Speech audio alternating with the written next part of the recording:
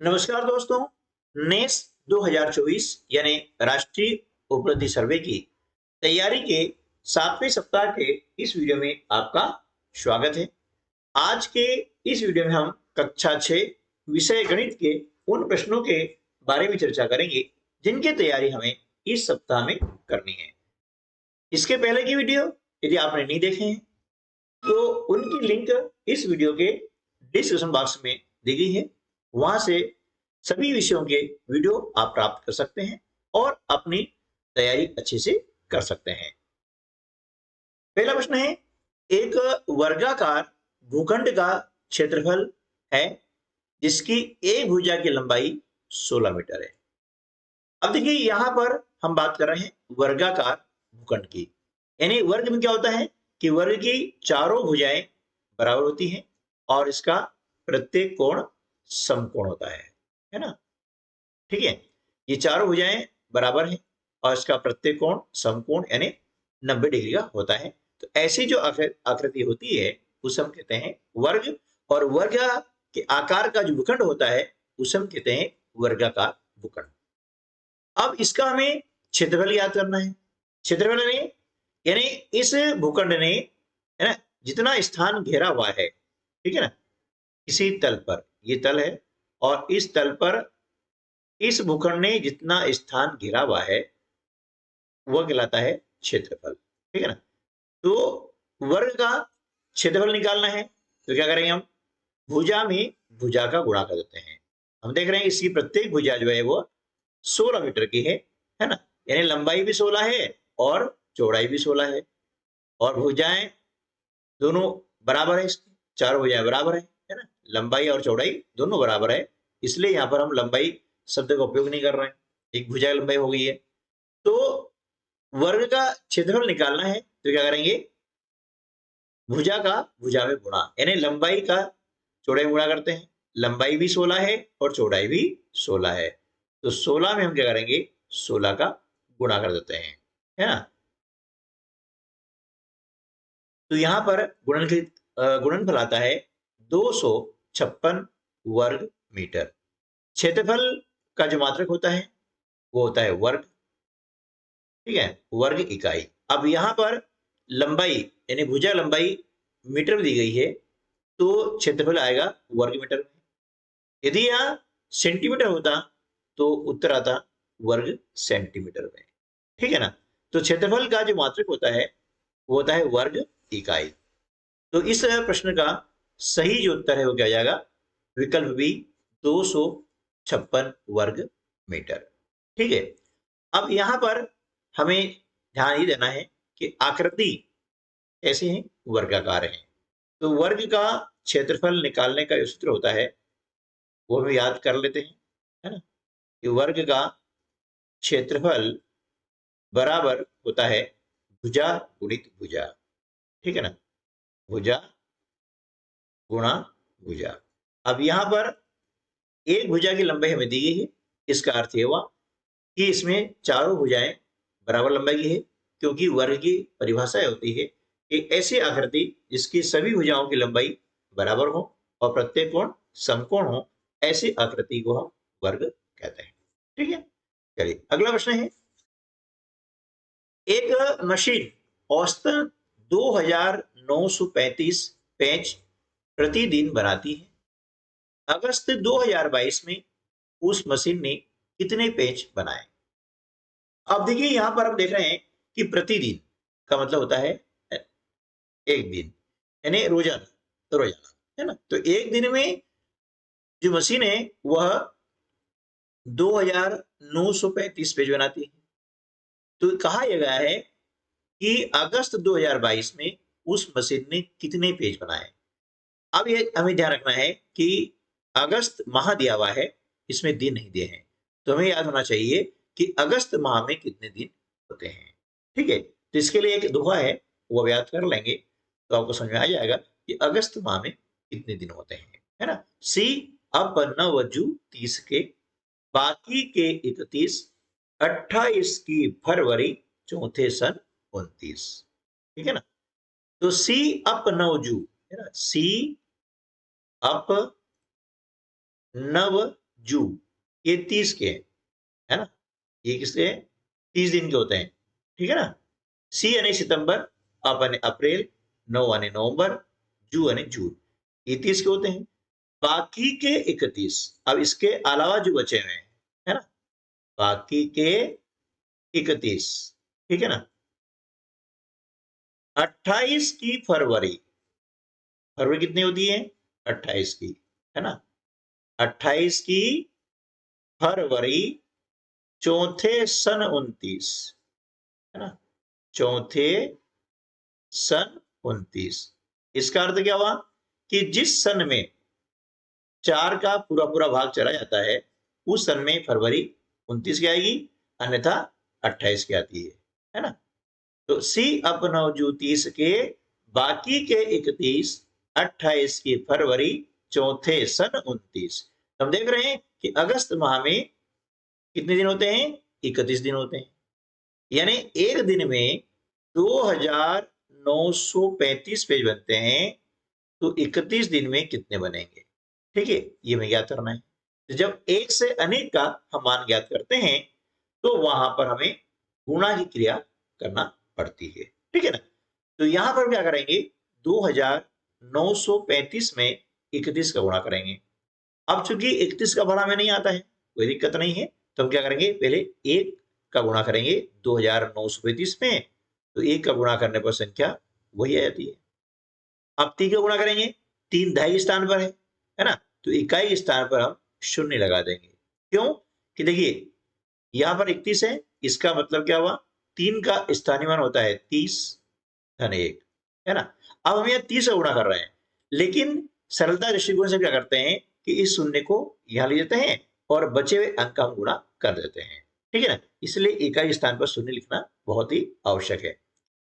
3 का पहाड़ा बोलेंगे 5 बार, 3 पंजे 15 के 5, हासिल का 1, 3 तिया 9 और 1 10 के 0, हासिल का 1, 3 9 27 और 1 28 के 8, हासिल के 2, 3 दूनी 6 और 2 8। अब इनको क्या करेंगे, जोड़ देंगे, ठीक है ना। तो जोड़ने पर ये संख्या हमारी आ जाती है 90,985। हम देख रहे हैं कि 90,985 विकल्प सी में है, ठीक है। तो विकल्प सी इस प्रश्न का सही उत्तर हो जाएगा। अब यहां पर देखिए जो अंक हैं इस संख्या में, उनको आगे पीछे करके यहां पर लिखा गया है। तो आप यदि सही लिखना और पढ़ना जानते हैं तो सही विकल्प पर आप चिन्ह लगाएंगे, सही विकल्प का चयन करेंगे, अन्यथा आगे पीछे लिखने पर देखिए कि यहां पर गलत विकल्प आप चयन कर सकते हैं। इसलिए ध्यान से अंकों को देखें और विकल्प का चयन करें। प्रश्न क्रमांक 3, एक बर्तन में 4 लीटर 500 मिलीलीटर दही है। कितना दही है, 4 लीटर 500 मिलीलीटर। 20 मिलीलीटर धारिता वाले कितने गिलासों में इसे भरा जा सकता है। अब देखिए एक बड़ा बर्तन है जिसमें दही है 4 लीटर 500 मिलीलीटर, ठीक है, और इसमें हमें 20 मिलीलीटर धारिता वाले गिलास भरने हैं। हम जानते हैं कि लीटर बड़ा मात्रक होता है और मिलीलीटर छोटा मात्रक होता है। तो यहां पर जो लीटर है इसे हम बदल लेंगे मिलीलीटर में, है ना। तो हम जानते हैं कि 1 लीटर में 1000 मिलीलीटर होते हैं। कितने होते हैं, 1000 मिलीलीटर यानी ml, ठीक है। तो 4 लीटर में कितने हो गए, 4000 हो गए, 4 लीटर में 4000। अब ये 4000 क्या हो गए आपके, मिलीलीटर हो गए, है ना। ये 4000 मिलीलीटर, 500 ये है ना। अब इन दोनों को हम जोड़ देंगे तो कितना हो जाता है, 4500 मिलीलीटर, ठीक है।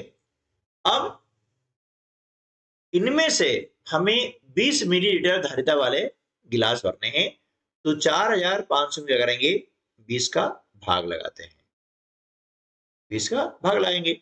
अब 20 का भाड़ा ऐसा बोलते हैं कि 45 से ज्यादा नहीं हो, तो 20 दूनी 40, 20 तिया 60 अधिक हो जाता है, इसलिए बोलेंगे 2 बार भाड़ा। ठीक है, लिखा हमने 40 घटाया 5 बचा, 4 में 4 घटाते हैं, शून्य आता है। अगला अंक जो 0 है इसको हम यहाँ उतार देंगे। अब 20 का भाड़ा ऐसा बोलेंगे 50 से ज्यादा नहीं हो, तो 20 से कम 20, 20 दूनी 40, 20 तिया 60 अधिक हो जाता है, इसलिए यहाँ पर भी 20 का भाड़ा 2 बार बोला जाएगा, तो 20 दूनी 40 घटाया हमने 10 से बचा हुआ है। अब इस शून्य को हम क्या करेंगे, यहाँ पर उतार लेते हैं, कितना हो गया 100, तो 20 से बन 100। ठीक है, शेषफल शून्य आ गया। तो अब देख रहे हैं यहां पर हमारा भागफल आ रहा है 225, है ना। तो इस बर्तन में जो दही है इसमें से 20 मिलीलीटर धारिता वाले 225 गिलास भरे जा सकते हैं, इसलिए विकल्प ए जो है इस प्रश्न का सही उत्तर होगा। प्रश्न क्रमांक 4, वह संख्या जिसके सभी गुणनखंडों का योग उस संख्या का दुगुना हो कहलाती है। क्या कहलाती है? ए संपूर्ण संख्या, बी पूर्ण संख्या, सी पूर्ववर्ती संख्या, डी परवर्ती संख्या। तो इसका सही उत्तर जाएगा संपूर्ण संख्या। ठीक है ना, ऐसी संख्या जिसके सभी गुणनखंडों का योग उस संख्या का दुगुना हो, है ना, वह क्या कहलाएगी? संपूर्ण संख्या कहलाएगी। अब पूर्ण संख्या किसे कहते हैं? यानी पूर्ण संख्या स्टार्ट होती है शून्य से, शून्य 1 2 3 4 से लगा करके अनंत तक जो संख्या होती है वे कहलाती है पूर्ण संख्या कहलाती है। पूर्ववर्ती मतलब होता है पहले वाली संख्या, जैसे 25 की पूर्ववर्ती क्या हो गई? 24, है ना। किसी संख्या से एक कम जो संख्या होती है वह कहलाती है पूर्ववर्ती संख्या। परवर्ती यानी एक अधिक, या यूं कह सकते हैं कि बाद वाली संख्या। तो एक अधिक या बाद वाली संख्या कहलाती है परवर्ती संख्या, जैसे 99 है। अब 99 की परवर्ती कहलाएगी 100। ठीक है ना, क्योंकि ये जो है एक अधिक है ना। 99 में जब एक जोड़ते हैं तो हमें 100 प्राप्त होता है। ठीक है, तो इसके बाद में आने वाली संख्या कहलाएगी परवर्ती संख्या। किसी संख्या की हमें परवर्ती संख्या ज्ञात करनी है उसमें जोड़ेंगे, और पूर्ववर्ती संख्या ज्ञात करने के लिए इसमें एक घटा देंगे। जैसे 25 की हमें ज्ञात करनी पूर्ववर्ती, तो 25 में से एक घटाएंगे तो आ जाएगा 24। ठीक है ना। चलिए नेक्स्ट क्वेश्चन है, दो टैंकरों के क्रमशः 425 लीटर और 340 लीटर पेट्रोल आता है। यानी दो टैंकर हैं, उनमें से एक टैंकर में आता है 425 लीटर पेट्रोल और दूसरे में आता है 340 लीटर पेट्रोल। उस बर्तन की अधिकतम धारिता क्या है जो इन दोनों टैंकरों के पेट्रोल को पूरा पूरा माप देगा? देखिए यहां पर हमें याद करती है बर्तन की अधिकतम धारिता, ताकि इन दोनों टैंकरों के पेट्रोल को पूरा पूरा मापा जा सके। तो जब अधिकतम धारिता ज्ञात करनी है, पूरा पूरा मापना है, यदि ऐसे शब्दांश आते हैं तो वहां पर हमें महत्तम समापवर्तक ज्ञात करना होता है। क्या ज्ञात करना पड़ता है? महत्तम समापवर्तक। ठीक है ना, महत्तम समापवर्तक, जिसे HCF भी कहते हैं, है ना। क्या बोलते हैं? HCF, highest common factor. ठीक है, अब देखिए जब संख्याएं बड़ी हों तो वहां पर हम क्या करते हैं? सतत विभाजन विधि का उपयोग करते हैं, ताकि उससे क्या होगा? सवाल जल्दी हल हो जाता है। अदरवाइज हम अभाज्य गुणनखंड याद करके भी इस प्रश्न को हल कर सकते हैं। तो देखिए पहले हम क्या करते हैं? सतत विभाजन विधि का उपयोग। इसमें क्या करते हैं? जो बड़ी संख्या है ना 425, इसमें छोटी संख्या का भाग लगाते हैं। अब चूंकि 340 का भाग 425 में एक बार जाता है, एक लगाते हैं, और यहां लिखा हमने 340, इसको घटा दिया, है ना। तो यहाँ बचेगा 8, यहाँ 0। अब 85 का भाग किसमें लगाएंगे? 340 में लगाते हैं। ठीक है, तो हम देखते हैं कि 85 का भाग 340 में 4 बार जा रहा है ना? कितनी बार जा रहा है? 4 बार। हम गुणा करके देख लेते हैं। 4 पंजे 20 के 0, हासिल के 2, 32 और 2 34। ठीक है ना?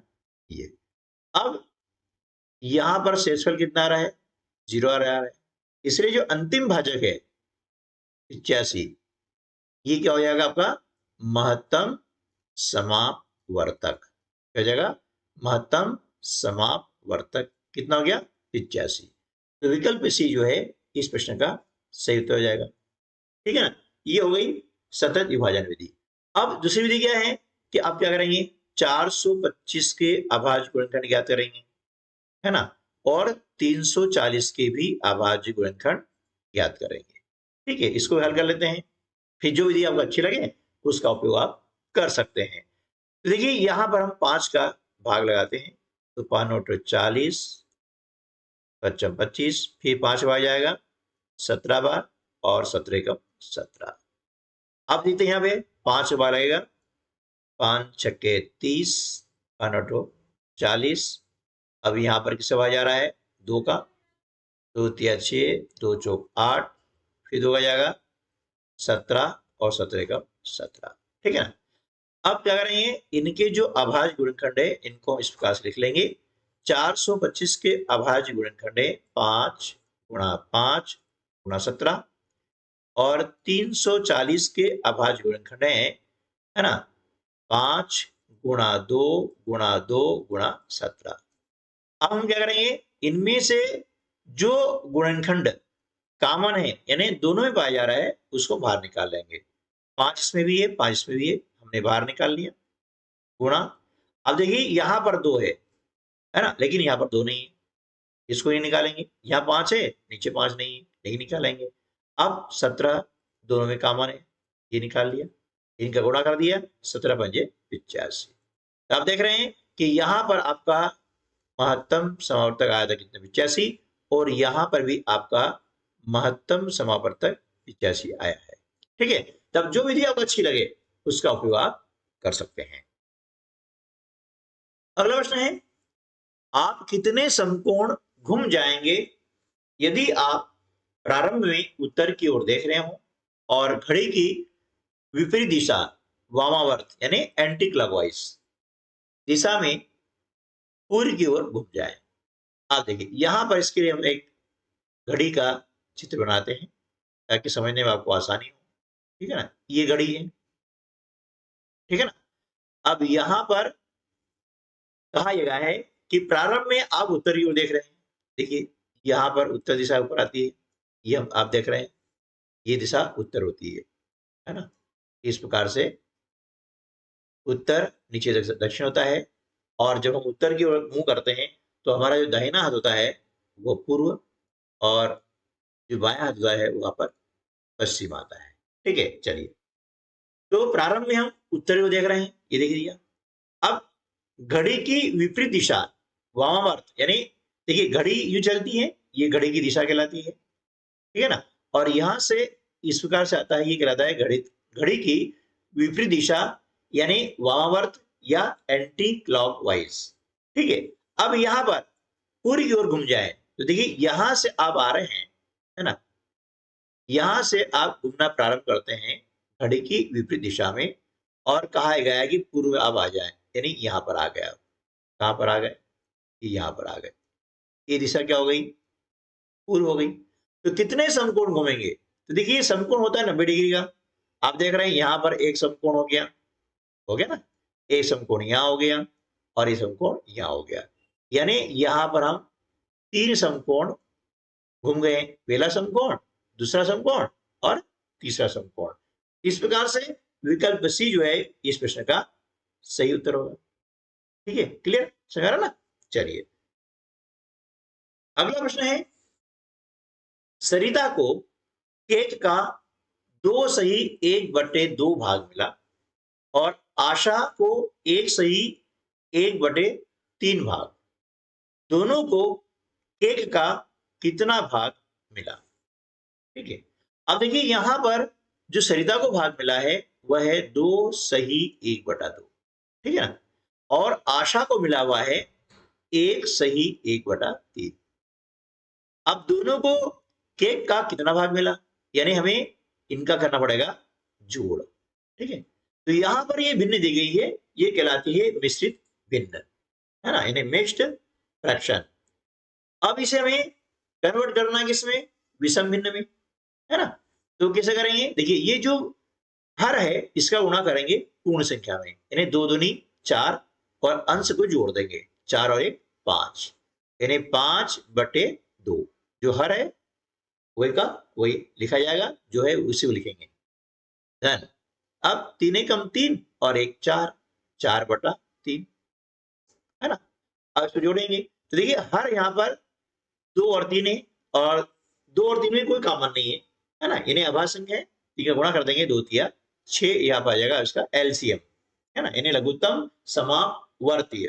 ठीक है, 2 का भाग लगाते हैं 6 में, कितनी बार जाएगा, 2 तिया 6, 3 बार, ये 3 लिखा, गुणा ऊपर जो अंश में संख्या है उसका गुणा करते हैं, है ना, और इसको लगा देते हैं कोष्टक ताकि गलती ना हो।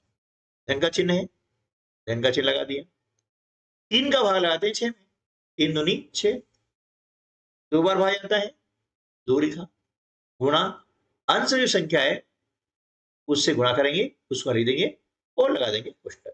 ठीक है, अब गुणा करेंगे 3 पंजे 15, धन 2 चौके 8 बटे 6, 15 में 8 जोड़ते हैं तो आता कितना 23, 23/6।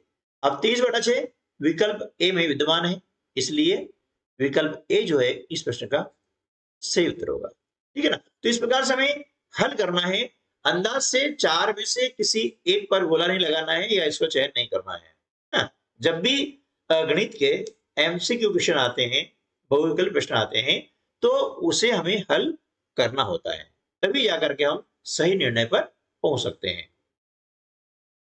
प्रश्न क्रमांक 8 है, नरेश ने अपनी कमीज के लिए 4 मीटर 30 सेंटीमीटर कपड़ा खरीदा और 3 मीटर 5 सेंटीमीटर पैंट के लिए खरीदा। उसके द्वारा खरीदे गए कपड़े की कुल लंबाई कितनी है।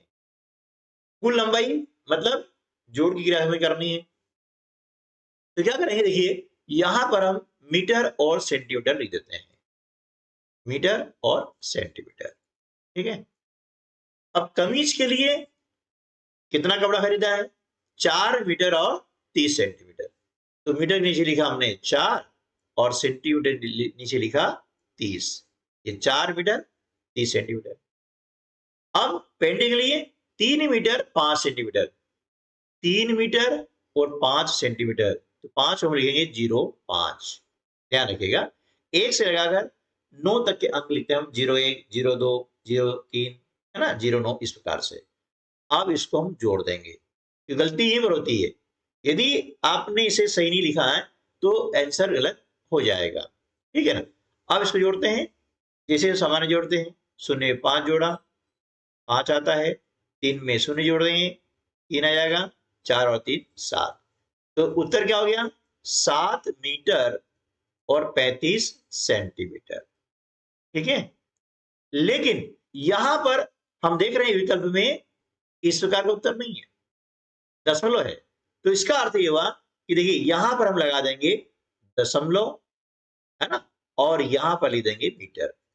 ठीक है, दशमलव के बाईं ओर बड़ा मात्रक होता है जो यहां पर लिखा रहता है, और दशमलव के दाईं ओर इस बड़े मात्रक में कितने छोटे मात्रक हैं वो लिखे रहते हैं, है ना, 7.35 मीटर। इसका मतलब क्या हुआ, इसका मतलब हुआ 7 मीटर और 35 सेंटीमीटर। ठीक है, तो विकल्प ए जो है इस प्रश्न का सही उत्तर होगा। ठीक है, अगला प्रश्न है, एक ऐसी दूरी जो रेखाखंडों के साथ साथ यानी परिसीमा के अनुदिश चलते हुए एक बंद आकृति बनाती है ना, क्या करती है, एक बंद आकृति बनाती है, जब आप उस आकृति के चारों तरफ एक पूरा चक्कर लगाते हैं तो वह कहलाती है। क्या कहलाती है? देखिए, अब इसे समझना होगा कि एक ऐसी हुई जो रेखाखंडों के साथ साथ परिसीमा के अनुदिश, यानी ये रेखाखंड है, इसके साथ साथ ये रेखाखंड ये भी रेखाखंड है और ये भी रेखाखंड है ना? आज इसको समझ लिया जाए। अब रेखाखंडों के साथ साथ यानी परिसीमा के अनुदिश, यानी इसके अनुदिश चल रही है, इसकी तरफ चल रही है इस प्रकार से। अब एक हो गई बंद आकृति, है ना? ठीक है। अब देखिए, यदि ऐसा होगा तो ये होगी खुली आकृति। ये क्या कहलाएगी? खुली आकृति। हम बात कर रहे हैं बंद आकृति की, है ना? तो ये हो गई आपकी बंद आकृति। जब आप इस आकृति के चारों तरफ यानी यहां से लगा करके यहां और यहां से यहां और यहां से यहां, ठीक है ना, एक पूरा चक्कर लगाते हैं तो यह कहलाता है परिमाप यानी पेरीमीटर। ठीक है ना? क्या कहलाएगा? परिमाप। ठीक है, तो विकल्प ए जो है इस प्रश्न का सही उत्तर होगा। ठीक है ना? अब इस आकृति के द्वारा जो स्थान घेरा गया है ना, ये अंदर वाला जो स्थान घेरा गया है इसे हम कहते हैं क्षेत्रफल। यानी किसी भी तल में किसी आकृति के द्वारा घेरे गए स्थान को हम उस आकृति का क्षेत्रफल कहते हैं। ठीक है ना? आकृति कैसे होना चाहिए? बंद आकृति। ठीक है ना? चलिए नेक्स्ट क्वेश्चन है, 350 मीटर भुजा वाले वर्गाकार बगीचे के चारों ओर बाड़ लगाने का व्यय मतलब खर्च 30 रुपए प्रति मीटर है। 30 रुपए प्रति मीटर का मतलब क्या हुआ कि 1 मीटर बाड़ लगाएंगे उसका खर्चा आएगा 30 रुपया। तो कुल व्यय कितना है, यानी कुल खर्चा कितना है? तो देखिए, जब बाड़ हम लगाते हैं कहां लगाते हैं? उसके आसपास, है ना? यानी जो वर्गाकार बगीचा है तो वर्ग में कितनी भुजाएं होती हैं? 4 भुजाएं होती हैं। और हम जानते हैं कि वर्ग की सभी भुजाएं होती है बराबर। ठीक है ना? इस प्रकार से ये आपका वर्ग है ना? अब इसकी भुजाएं लंबाई कितनी है? 350 मीटर है। ठीक है ना? और ध्यान दीजिएगा कि वर्गाकार जब बात आती है, वर्गाकार का बगीचा हो, वर्गाकार भूखंड हो, है ना, यदि वर्गाकार का कोई सा भी, है ना, स्थान होता है, स्पॉट होता है, तो उसमें एक भुजा दी जाती है, लेकिन उन सभी भुजाओं के बाद बराबर बराबर होती है। तो यहां पर देख रहे हैं कि यहां पर वर्ग की भुजाएं बराबर है, यानी ये भी 350 है, ये भी 350 है, ये भी 350 है और ये भी 350 है। अब इसके चारों ओर हमें बाड़ लगानी है, यानी बागड़ लगानी है, यहाँ भी, यहाँ से तार लगाने हैं, है ना, इस प्रकार से। तो जब चारों तरफ हम बागड़ लगाते हैं इसका मतलब क्या हुआ कि इसका हम परिमाप ज्ञात कर रहे हैं, है ना? तो वर्ग का परिमाप ज्ञात करने का तरीका क्या है? इन चारों भुजाओं को जोड़ लें, है ना, या 350 में 4 का गुणा कर दें। ठीक है ना? तो हम 350 में 4 का गुणा करते हैं तो आता है 4 शून्य शून्य, 4 5 20 की शून्य, हासिल के 2, 4 तिया 12 और 2 14, यानी 1400 मीटर। ठीक है ना? 1400 मीटर। अब 1 मीटर का खर्चा कितना है? 30 रुपया। तो 1400 मीटर का खर्चा कितना होगा? तो एक से अनेक का जब मान ज्ञात करना होता है तब हम गुणा की क्रिया करते हैं। तो इसमें हम क्या करेंगे? 30 का गुणा कर देंगे। ठीक है ना? अब देखिए लास्ट में यानी दाहिनी ओर शून्य आ रही है ना, तो इस शून्य को हम पहले लिख दें, 1 2 3 शून्य। इससे क्या होगा? सवाल जल्दी हल हो जाएगा। ये लिख दिया। अब 14 में 3 गुणा कर दें तो 14 दिया 42, इससे आसान हो जाएगा। तो यहां पर कुल खर्चा कितना हो रहा है? 42,000 रुपया। कितना हो रहा है? 42,000 रुपया। यानी विकल्प ए जो है इस प्रश्न का सही उत्तर होगा। ठीक है, तो आज की वीडियो में बस इतना ही। मिलते हैं अगले वीडियो में, तब तक के लिए नमस्कार, जय हिंद।